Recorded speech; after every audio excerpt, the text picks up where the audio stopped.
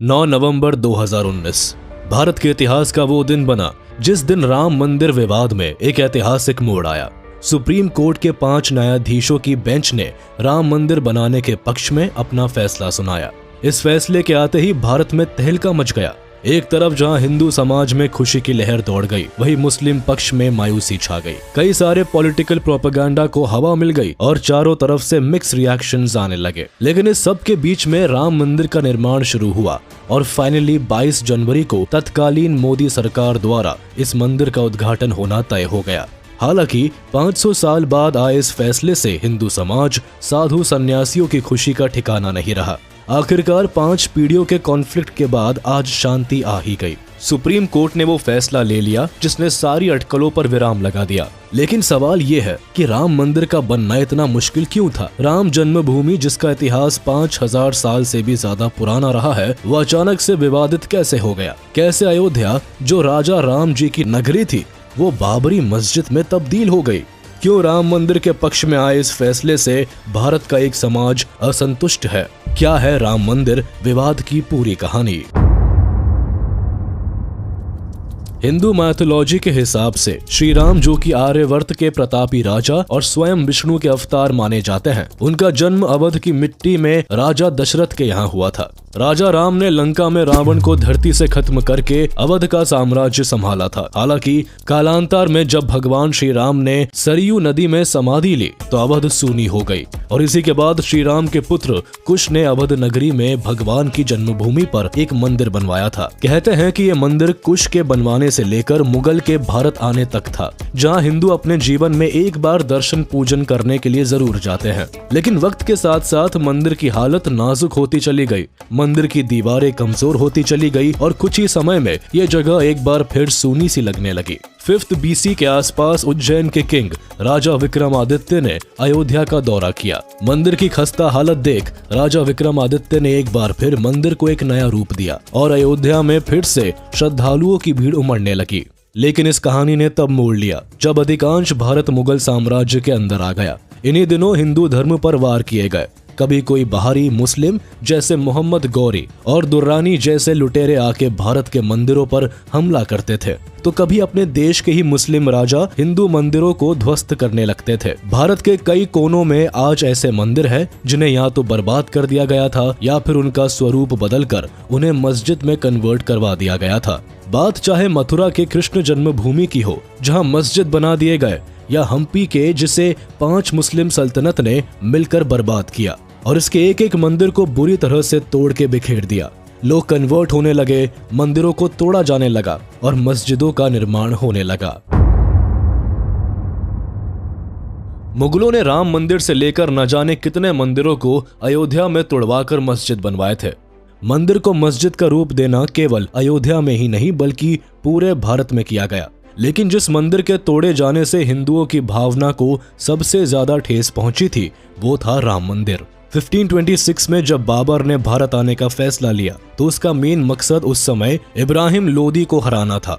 लेकिन अपना मकसद पूरा करने के बाद भी बाबर ने भारत से विदा नहीं ली, बल्कि यही अपना साम्राज्य बना लिया। और इसी बीच बाबर ने अयोध्या का दौरा किया, जहां जाने के साथ ही उसने अपना पहला फैसला सभी मंदिरों को तोड़कर मस्जिद बनाने का दिया। बाबर के ऑर्डर के चलते इसके एक कमांडर मीर बाकी ने यहाँ कई मस्जिद बनवाए। इन्हीं मस्जिदों में एक मस्जिद को बाबरी मस्जिद नाम दिया गया, जो कि ठीक उस जगह बनवाया गया था जहां पहले श्री राम मंदिर था। 1529 में इस मंदिर को तोड़कर मस्जिद बना दिया गया। ये जगह राजा राम के भक्तों के लिए काफी जरूरी थी, लेकिन मुगलों की ताकत के आगे वो चाहकर भी कुछ ना कर सके, जिस कारण कई सालों तक मंदिर की जगह मस्जिद बना रहा। मंदिर की जगह भले मस्जिद बने सालों बीत गए हो, लेकिन हिंदुओं के मन में अभी भी मंदिर के टूटने का दुख घर करके बैठा था, जिस कारण करीब 150 से 200 साल के बाद एक बार फिर हिंदुओं ने मस्जिद के बनने को लेकर आवाज उठाई। और यहाँ इनकी आवाज उस समय एक मुगल कोर्ट के राजपूत नोबल जय सिंह सेकंड ने सुनी। लेकिन जय सिंह को जल्द ही समझ आ गया था कि मुगलों की ताकत के आगे उनकी कूटनीतियां नहीं चलने वाली, जिस कारण थक हार कर हिंदुओं की भावनाओं की कदर करते हुए उन्होंने मस्जिद यानी राम जन्मभूमि के पास ही एक चबूतरा लगवाकर राम भक्तों के लिए अपने प्रभु की पूजा करने का इंतजाम करवा दिया। जिसके बाद दोबारा से भक्तों ने इस चबूतरे में ही श्री राम की पूजा करनी शुरू कर दी। हिंदुओं का मानना था कि ये जगह राम मंदिर की है तो यहाँ मंदिर ही होना चाहिए। मंदिर के होने के दावे केवल हिंदुओं ने ही नहीं किए बल्कि कई फॉरेनर्स ने भी किए। इंग्लिश ट्रैवलर विलियम फिंच ने 1611 में अयोध्या का दौरा किया और मस्जिद के एग्जिस्टेंस पर सवाल उठाया। यही नहीं, और भी अन्य विजिटर्स ने भी लिखा कि किस तरह से मंदिर को तोड़ मस्जिद बनवाया गया। एक यूरोपियन जेसुइट मिशनरी जोसेफ टाइफेंथलर ने 1743 से लेकर 1785 तक भारत में अपना समय बिताया और इसी दौरान इन्होंने अयोध्या का दौरा भी किया। अयोध्या जाने के बाद जोसेफ 1788 में फ्रेंच में लिखते हैं कि किस तरह से मुगलों ने हिंदू मंदिर को तोड़कर उसकी जगह एक 3 पिलर मस्जिद को बनवाया। 1810 में फ्रांसिस ब्यूकैनन नाम के एक विजिटर ने भी मंदिर की जगह मस्जिद बनाने को लेकर लिखा। लोगों के पर्सपेक्टिव जो थे वो थे, लेकिन भक्तों में मंदिर की मांग कम होने का नाम नहीं ले रही थी, जिस कारण 1800 के आसपास जब ब्रिटिशर्स ने भारत पर राज करना शुरू किया तो हिंदू मुस्लिमों में मंदिर और मस्जिद की लड़ाई को लेकर ब्रिटिश सरकार ने इस मुद्दे को अहम रूप से लेते हुए मस्जिद पर एक कंप्लीट रिपोर्ट तैयार करवाई, जिसमें एक ब्रिटिश सर्वेयर मॉन्टगोमेरी मार्टिन ने पहली बार 1838 में मॉस्क का जिक्र किया। लेकिन इस जिक्र में उन्होंने लिखा कि मॉस्क के पिलर्स को मंदिर से लिया गया है। मॉस्क के पिलर्स पर नॉन मुस्लिम्स पिक्चर्स कार्व्ड है, जो इस बात का साफ सबूत है कि मंदिर को तोड़वाकर यहाँ मॉस्क का कंस्ट्रक्शन किया गया है। मॉन्टगोमेरी मार्टिन का यही एक स्टेटमेंट उस समय लोगों में हंगामा मचा देता है। यही नहीं, 2019 में राम मंदिर के केस में भी लॉयर ने स्टेटमेंट का सहारा लेते हुए ही हिंदुओं के पक्ष में डिसीजन का रुख मोड़ा था। 1853 में ब्रिटिश गवर्नमेंट ने इस मामले को सुलझाने के लिहाज से एक ऐसा फैसला किया जिससे कि मामला तो नहीं सुलझा, उल्टे अंग्रेजों ने सालों तक चलने वाली एक नई लड़ाई को जन्म दे दिया। लगातार जनता के भिड़ने को लेकर ब्रिटिश सरकार भी इस मुद्दे में कूद पड़ती है और हिंदुओं की राम जन्मभूमि पर पूजा करने की डिमांड को पूरा करते हुए मस्जिद के चारों ओर एक फेंस खड़ी करवा देती है, जिससे कि मस्जिद के अंदर मुस्लिम्स नमाज अदा कर सके और बाहर हिंदू श्री राम की पूजा कर सके। इस फैसले के आने के बाद भारत में पहली बार 1853 में हिंदू और मुस्लिमों के बीच दंगे होते हैं।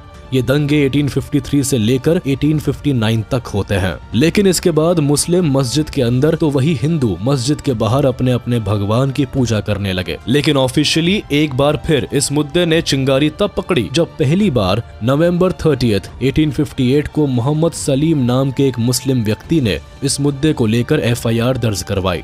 सलीम ने पुलिस को बताया कि निहंग सिख्स ने बाबरी मस्जिद में अपना निशान इंस्टॉल किया है और साथ ही मस्जिद की दीवारों पर राम लिखा है। यही नहीं, उन्होंने मस्जिद के अंदर हवन और पूजा भी की है। इस एक कंप्लेन के चलते 1 दिसंबर 1858 को अवध की थानेदार शीतल दुबे ने कंप्लेंट को वेरीफाई करते हुए ये भी बताया कि पूजा और हवन के साथ साथ वहां एक चबूतरा भी बनवाया गया है। लेकिन अब तक हिंदू कम्युनिटी की तरफ से कोई कदम नहीं उठाया गया था। 1885 में पहली बार हिंदू पक्ष की ओर से महंत रघुबार दास ने फैजाबाद के सिविल कोर्ट में secretary of state for India in council के खिलाफ एक कंप्लेंट फाइल की। इस कंप्लेंट में रघुबार दास ने कोर्ट को बताया कि वो एक महंत है और उन्हें अपने श्री राम की पूजा करने के लिए एक चबूतरा बनवाने की इजाजत दी जाए, लेकिन कोर्ट ने रघुबार दास की इस डिमांड को खारिज कर दिया, जिसके बाद 1886 में 1885 के कोर्ट के डिसीजन पर एक और कंप्लेंट फाइल की गई, जिसके बाद कोर्ट ने मस्जिद वाली जगह पर अपनी एक टीम को भेजकर वहां का जायजा लेने को कहा। लेकिन इतना सब करने के बाद भी इस दरख्वास्त को खारिज कर दिया गया। इसी तरह कई और कंप्लेंट्स की गई, लेकिन किसी भी डिमांड का कोई असर नहीं हुआ और करीब 63 ईयर्स तक ये लड़ाई यूं ही चलती रही। हालांकि 1934 में अयोध्या में एक बार फिर हिंदू मुस्लिम राइट्स हुए और इन दंगों में हिंदुओं के द्वारा मस्जिद के एक स्ट्रक्चर का कुछ पोर्शन तोड़ दिया गया, लेकिन मामले को रफा दफा करते हुए ब्रिटिशर्स ने मस्जिद के टूटे हुए पार्ट को दोबारा ठीक करवा दिया। अब इस जगह मुस्लिम कम्युनिटी का ही बोलबाला रहा। हालांकि यहाँ कभी भी शांति बहाल नहीं हुई और इसी बीच 1947 में भारत को आजादी मिली। आजादी के साथ ही हिंदुओं की अपनी सरकार से राम मंदिर बनाने की उम्मीद भी ज्यादा हो जाती है, लेकिन सरकार उस समय कुछ नहीं करती। मंदिर को लेकर कोई डिस्कशन नहीं किया जाता, जिस कारण जनता अपनी सरकार से काफी डिसअपॉइंट भी होती है। हालांकि नेहरू सरकार के डिसीजन के चलते अब मस्जिद पूरे हफ्ते में केवल एक बार यानी शुक्रवार के दिन खुलती थी और बाकी के दिन बंद रहती थी। मस्जिद के बाहर वाले एरिया में अभी भी श्री राम की पूजा एक चबूतरे में होती और लोग दूर दूर से वहां के दर्शन करने आते रहते। पर अब इतिहास खुद को बदलने वाला था। सितंबर 23, 1949 को बाबरी मस्जिद में भगवान श्री राम की मूर्तियां मिली। हिंदुओं का कहना था कि भगवान खुद वहां प्रकट हुए हैं और अब वहां मंदिर बन ही जाना चाहिए।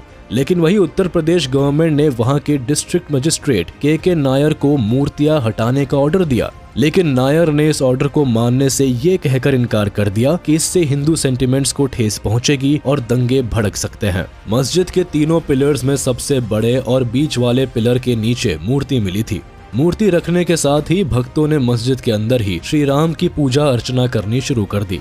अगली सुबह आसपास के मुस्लिमों ने जब मस्जिद से घंटी के बजने की आवाज सुनी तो वो फौरन वहां कूद पड़े। हालांकि केवल मुस्लिम ही नहीं बल्कि हिंदू भी मस्जिद के बाहर बड़ी मात्रा में इकट्ठे हो गए। लोगों की भीड़ के चलते पुलिस तक इस बात की जानकारी पहुंची, लेकिन भीड़ इस कदर भड़की हुई थी कि पुलिस अगर कुछ करती तो सिचुएशन हाथ से निकल जाती, जिस कारण पुलिस ने चुप रहने में ही ठीक समझा। इस कारण सेम डे इस मुद्दे पर एक केस फाइल हुआ और मस्जिद पर ताला लगा दिया गया, जिससे ना हिंदू और ना ही मुस्लिम यहाँ अपनी अपनी पूजा कर सके। लेकिन मस्जिद पर केवल ताला लगा देने से ये केस शांत नहीं होने वाला था, जिस कारण जब तक मस्जिद पर ताला लगा रहा तब तक कई सिविल केस फाइल किए गए। ये केसेस हिंदू और मुस्लिम्स दोनों कम्युनिटीज की ओर से किए गए थे। 1950 सबसे पहले 16 जनवरी 1950 में हिंदू महासभा के गोपाल सिंह विशारद ने 5 मुस्लिम्स, स्टेट गवर्नमेंट और डिस्ट्रिक्ट मजिस्ट्रेट ऑफ फैजाबाद के खिलाफ एक सूट फाइल की और डिस्प्यूटेड एरिया के इनर कोर्टयार्ड में पूजा करने की डिमांड की। इस सूट फाइल का असर कुछ ऐसा हुआ कि उसी दिन सिविल जज ने एक ऑर्डर पास करते हुए हिंदुओं को वहां पूजा करने की इजाजत दे दी। हालांकि इसके बाद भी मई 25 को परमहंस रामचंद्र दास ने कुछ और मुस्लिमों के खिलाफ सेम केस में सेकंड सूट फाइल की। ये केस यूं ही चलता रहा, तब तक यहाँ टसल लगातार बना रहा। 1959 इसी सिमिलर केस की थर्ड सूट फाइल की गई। पूरे 9 साल बाद यानी दिसंबर 17, 1959 को इस सूट में निर्मोही अखाड़ा ने पूरी बाबरी मस्जिद वाले एरिया को ही अपने हक में मांग लिया। 1961 इसी केस के जवाब में 2 साल बाद यानी दिसंबर 18, 1961 को फोर्थ सूट फाइल की गई, जिसमें मुस्लिम वर्ग के सुन्नी सेंट्रल वक्फ बोर्ड ने सेम एरिया का पोजेशन मांगा। एक छोटी सी जमीन जस्टिस में होती देरी और लगातार खींचतान में सालों यूं ही बीतते रहे। 1963 अब सेम केस में काम करते हुए मार्च 20, 1963 में कोर्ट ने पूरी हिंदू कम्युनिटी को अपनी राय रखने को कहा और एक लीगल नोटिस जारी करते हुए हिंदू महासभा, आर्य समाज और सनातन धर्म सभा को इस केस में मुस्लिम वर्ग के डिफेंडेंट के रूप में अपनी कम्युनिटी को रिप्रेजेंट करने को कहा। केस कोर्ट में यूं ही चलता रहा, लेकिन अगले 2 दशक तक इसमें कोई बड़ा डेवलपमेंट नहीं हो पाया। 1984 में द अयोध्या मूवमेंट शुरू हुआ, जिसे मेनली VHP यानी कि विश्व हिंदू परिषद के कार्यकर्ताओं ने शुरू किया था। इस मूवमेंट का मेन मकसद पूरे भारत में राम मंदिर के इतिहास और इसके स्ट्रगल्स का अवेयरनेस फैलाना था। इन्हीं दिनों इस आंदोलन को गोरखपुर के महंत अवैधनाथ ने लीड किया था। भारत के कई बड़े हिंदू संगठन और नेताओं ने इस आंदोलन को खुलकर समर्थन दिया था। इस मूवमेंट ने काफी हलचल मचाई और अगले कई सालों के लिए राम मंदिर की लड़ाई को फ्यूल दे दिया। 1989 ये एक ऐसा साल बना जब राम मंदिर डिस्प्यूट ने एक नया मोड़ ले लिया। ऐसा माना जाता है कि राजीव गांधी की सरकार ने इस साल बाबरी मस्जिद को हिंदुओं के लिए खोल दिया और उन्हें पूजा करने की और मंदिर बनाने की परमिशन ग्रांट कर दी। हालांकि राजीव गांधी का कहना था कि उन्हें इस बात की जानकारी तब हुई जब इस मस्जिद को हिंदुओं के लिए खोल दिया गया। इसी बीच 1 जुलाई 1989 को फॉर्मर इलाहाबाद हाई कोर्ट जज देवकी नंदन अग्रवाल के द्वारा 5th सूट फाइल की गई। इन्होंने इस सूट को फाइल करते हुए रिक्वेस्ट की कि बाबरी मस्जिद का पूरा एरिया राम टेम्पल को सौंप दिया जाए, जिससे वहां श्री राम का मंदिर बनाया जा सके। लेकिन इस रिक्वेस्ट के डिफेंडेंट बनकर शिया वक्फ बोर्ड ने भी एक सूट फाइल कर दी। एक तरफ जहां लगातार कई हिंदू कमिटीज मिलकर राम मंदिर के लिए लड़ रही थी, तो वहीं मुस्लिम्स की ओर से भी कई कमिटीज और ग्रुप्स बनाए जा रहे थे और इन्हीं कमिटीज में से एक को नाम मिला बाबरी मस्जिद एक्शन कमेटी। इस कमेटी में कई मुस्लिम्स एक साथ मिलकर मस्जिद के सपोर्ट में खड़े हो गए। लगातार बातचीत के बीच जुलाई 12, 1989 को इलाहाबाद हाई कोर्ट ने एक ऑर्डर पास किया, जिसमें सभी 5 सूट्स को हाई कोर्ट के 3 जज बेंचेस को ट्रांसफर करने को कहा गया। अगले ही साल इस कहानी में एक नया मोड़ आया।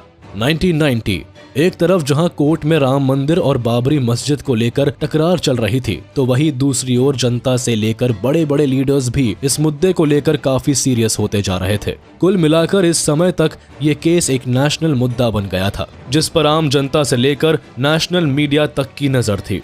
इसी बीच 1990 में सितंबर से लेकर अक्टूबर तक बीजेपी लीडर लाल कृष्ण आडवाणी ने एक रथ यात्रा निकाली, जिसका मेन लक्ष्य राम मंदिर बनवाने की मांग करना था। गुजरात से अयोध्या के लिए तय की गई ये राम रथ यात्रा एक पॉलिटिकल और रिलीजियस रैली थी, जिसके द्वारा राम मंदिर के कंस्ट्रक्शन की मांग कर रहे ऑर्गेनाइजेशंस को सपोर्ट करना था, जिसमें विश्व हिंदू परिषद और संघ परिवार भी शामिल थे। हालांकि उस समय इस रैली के कारण हिंदुओं में राम मंदिर को बनाने को लेकर मांग और तेज हो गई, जिससे सिचुएशन और खराब होने लगी और इसी कारण बिहार में एल के आडवाणी को गिरफ्तार कर लिया गया। आडवाणी एक बीजेपी लीडर थे। उनके गिरफ्तार होने से लोगों में हड़कंप मच गया, जिसका नतीजा ये निकला कि बीजेपी ने तब की वीपी सिंह की गवर्नमेंट से अपना समर्थन वापस ले लिया। इस रैली का असर कुछ ऐसा हुआ था कि आडवाणी के गिरफ्तार होते ही हिंदू लोग पहली बार मस्जिद को डिमोलिश करने पहुंच गए, लेकिन यहाँ उनकी सिक्योरिटी फोर्सेस के साथ झड़प हो गई और इसमें कई लोग मारे भी गए। इस एक इवेंट के बाद भी कई हिंदू मुस्लिम राइट्स देखने को मिले, जिसमें काफी लोगों की जानें गई। 1991 राइट्स होने के बाद भी ये सिचुएशन शांत नहीं हुई, बल्कि अगले ही साल यानी 1991 में अक्टूबर 7 से लेकर अक्टूबर 10 के बीच उस समय की यूपी गवर्नमेंट यानी कल्याण सिंह सरकार ने ब्रिटिशर्स की तरह डिस्प्यूटेड लैंड को लैंड एक्विजिशन एक्ट की तरह टूरिज्म के पर्पज से अपने अंडर में ले लिया। लेकिन इस लैंड एक्विजिशन को मुस्लिम्स के थ्रू 6 रिट पिटिशंस का हवाला देते हुए चैलेंज किया गया, जिसके बाद 11 दिसंबर को कोर्ट ने इस एक्विजिशन को रद्द कर दिया और कोर्ट के इस डिसीजन के बाद फाइनली एक ऐसा इंसिडेंट हुआ जिसने अयोध्या के राम मंदिर के केस को एक अलग ही दिशा में मोड़ दिया। 6 दिसंबर 1992 एक ऐसी तारीख जिसे कुछ लोग जश्न के तौर पर मनाते हैं तो कुछ काले दिवस के तौर पर। इस दिन बाबरी मस्जिद को गिराने का वो कारनामा हुआ था जिसे चाहकर भी सरकार तो क्या पुलिस की गोली भी नहीं रोक पाई थी। अगर लाखों लोगों को मंदिर बनवाने के लिए अपनी कुर्बानी देनी पड़े तो बेशक वो देंगे। ये शब्द कई हिंदू और बड़े लीडर्स के थे जिनका मस्जिद की दीवारें गिराने में बड़ा हाथ था। इस दिन सालों से मंदिर के लिए चली आ रही लड़ाई को लड़ने एक दो नहीं बल्कि करीब 2.5 से 3 लाख के आसपास लोग अयोध्या पहुंचे थे। थाउजेंड्स ऑफ एक्टिविस्ट, जिनमें ज्यादातर लोग विश्व हिंदू परिषद और शिव सेना के थे, उन्होंने मिलकर इस विवादित मस्जिद को तोड़ दिया।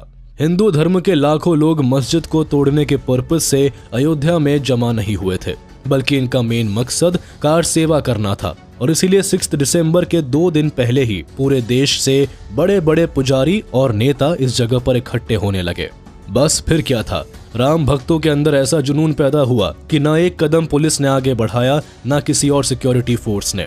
सभी कार सेवकों ने मिलकर मस्जिद के गुंबद की चढ़ाई कर दी और एक एक करके शाम तक मस्जिद के 3 गुंबद गिरा दिए। यही नहीं बल्कि सुबह इस जगह पर कोई मस्जिद नहीं बल्कि मस्जिद के ढांचे पर जैसे तैसे कुछ चीजों की मदद से बना एक मंदिर का स्ट्रक्चर था, जिसे एक भगवा रंग के कपड़े से ढका गया था। मस्जिद को तोड़ मंदिर तो बना दिया गया था, लेकिन इस डेमोलिशन के बाद देश ही नहीं बल्कि दुनिया भर में हिंदू और मुस्लिम के बीच जंग छिड़ गई। जगह जगह पर दोनों धर्म के बीच मारकाट होने लगी और कुछ ही दिनों में करीब 2 से 3 हजार लोगों की जान चली गई। यही नहीं, भारत के बाहर यानी पाकिस्तान, बांग्लादेश और अफगानिस्तान जैसे देशों ने अपने देश में कई हिंदू मंदिरों को तोड़ दिया, हिंदुओं की दुकानों में आग लगा दी और कई हिंदुओं को जान से खत्म कर दिया। बाबरी मस्जिद डेमोलिशन के वक्त सेंट्रल में कांग्रेस की सरकार थी, जिसने डेमोलिशन के वक्त कार सेवकों पर गोली चलाने तक की इजाजत दे दी थी। इस गोलीबारी में भी कई लोगों की जान गई। देखा जाए तो सरकार को पहले से ही आशंका थी कि 6 दिसंबर को अयोध्या में कुछ बड़ा होने वाला है, जिस कारण बार बार सेंट्रल यूपी सरकार को यूपी में प्रेसिडेंट रूल लागू करने को कह रही थी। हालांकि उस समय यूपी के सीएम कल्याण सिंह ने सरकार को भरोसा दिलाते हुए कोर्ट में हल्फनामा भी दिया था कि चिंता की कोई बात नहीं और वो कुछ भी ऐसा वैसा नहीं होने देंगे। लेकिन लेकिन जब हिंसा भड़की और बाबरी मस्जिद को तोड़ा जाने लगा तो कल्याण सिंह ने पुलिस को साफ तौर पर कार सेवकों को हाथ तक न लगाने के इंस्ट्रक्शंस दिए थे। इस हिंसा के बाद इससे पहले सरकार कल्याण सिंह से उनका इस्तीफा मांगती,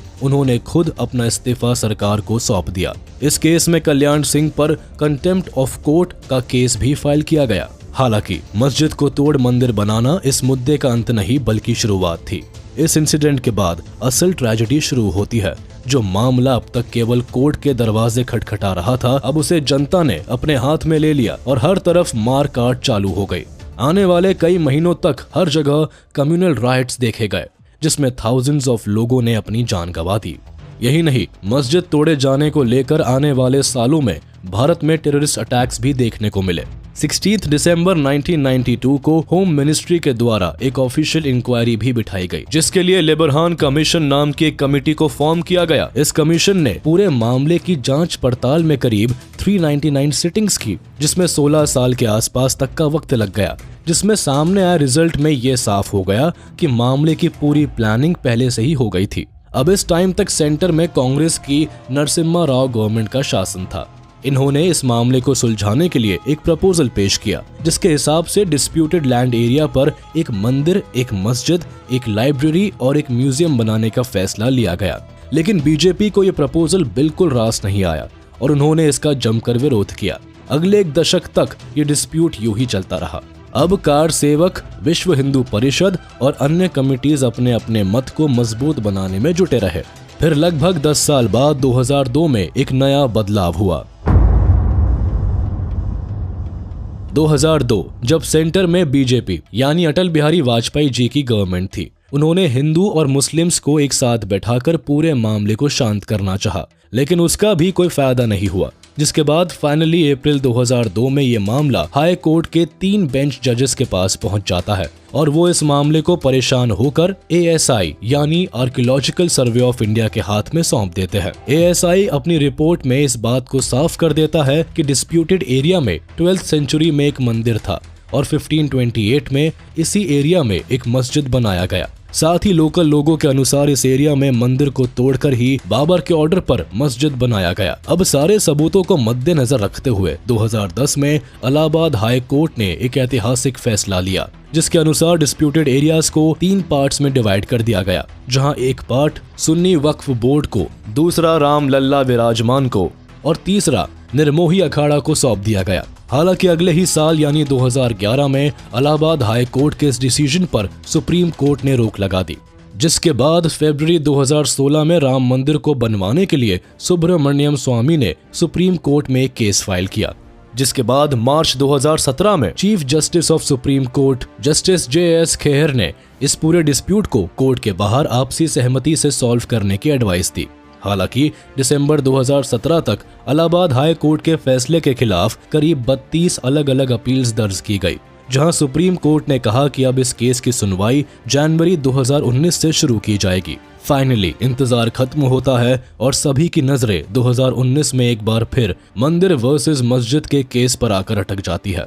हालांकि इस साल सबसे पहले 8 मार्च को सुप्रीम कोर्ट इस केस को मीडिएशन के लिए 3 लोगों के एक पैनल में सौंप देती है, जिसकी रिपोर्ट 8 हफ्तों के अंदर सुप्रीम कोर्ट को चाहिए थी। 8 हफ्ते बाद जैसे ही अगस्त 2, 2019 को ये रिपोर्ट सुप्रीम कोर्ट को सौंपी जाती है, वैसे ही वो इस केस में लगातार हियरिंग स्टार्ट कर देता है और जैसे ही अगस्त 16, 2019 को हियरिंग खत्म होती है, वो अपने वर्डिक्ट को रिजर्व करके रख लेता है। अब सीधे नवंबर 9 को सुप्रीम कोर्ट की एक 5 बेंच जजेस का एक पैनल अपना वर्डिक्ट सुनाता है, जिसके हिसाब से करीब 2.77 एकड़ का डिस्प्यूटेड लैंड एरिया राम जन्मभूमि को सौंप दिया जाता है और इसके साथ ही 5 एकड़ का एरिया मॉस्क के लिए भी दिया जाता है। 500 सालों के बाद मार्च 25, 2020 को 28 साल पुरानी श्री राम की मूर्ति को आखिर उनके हक की जमीन सौंप दी जाती है और श्री राम को पूरे साजो श्रृंगार के साथ टेंट से निकालकर एक फाइबर टेम्पल में रखा जाता है। जिसके बाद अगस्त 5 वो तारीख होती है जब पूरे भारत में श्री राम की घर वापसी की खुशी में नगाड़े बजाए जाते हैं। देश के प्रधानमंत्री नरेंद्र मोदी खुद राम मंदिर का भूमि पूजन कर सभी को अपने शब्दों में बता देते हैं कि आज से केवल 3 से 4 सालों में सभी लोग श्री राम के इसी जगह पर दर्शन करेंगे।